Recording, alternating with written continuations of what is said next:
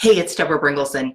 I'm hearing from CEOs and business owners from around the world that as they're facing what I'm calling the great business reset or the new economy, they're having to do it all alone.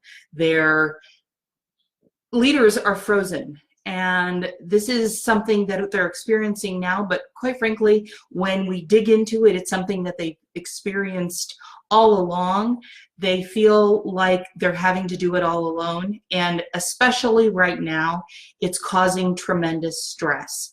So why are your leaders not helping you lead, and what can you do right now to get them going and help them become the leaders that you need to help you take your company from thriving through what's happening in the world right now, or surviving through what's happening in the world right now, to actually thriving.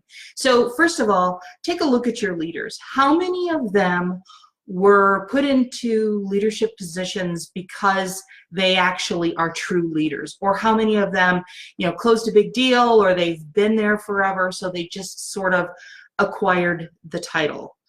Are they truly leaders? Are they meant to be leaders? That's the first thing you need to do. The second thing is, what have you done to train them, to give them the tools that they need in order to actually be leaders and help you?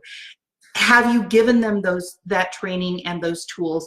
Do you allow them room to make decisions and mistakes and grow through their mistakes? So I'll give you an example. A client of mine, when we first started working together, one of the things that he said to me repeatedly was, my team is frozen. They won't make any decisions. They wait for me to solve all of their problems. Well, here's why that was happening, and see if you resonate with any of this. One, they would constantly come to him to solve their problems, and he would get into the weeds of it and solve them rather than allowing them to develop their own experience in solving problems. The second thing was, when they would try to solve a problem, if they weren't 100% successful, he would let them know it and not give them guidance, but just give them criticism. And even more than that, a lot of times they were criticized not because they failed, but because they failed to implement close to 100% the way he believed they should be implemented. A lot of times there are solutions, dozens of solutions to a problem or an issue, and many of them are equally great. So when your leaders step up to the plate and try to lead, try to problem solve, don't take it away from them. Don't criticize them if they do fail. Give them direction on how they can be successful, and give them the opportunity to succeed again.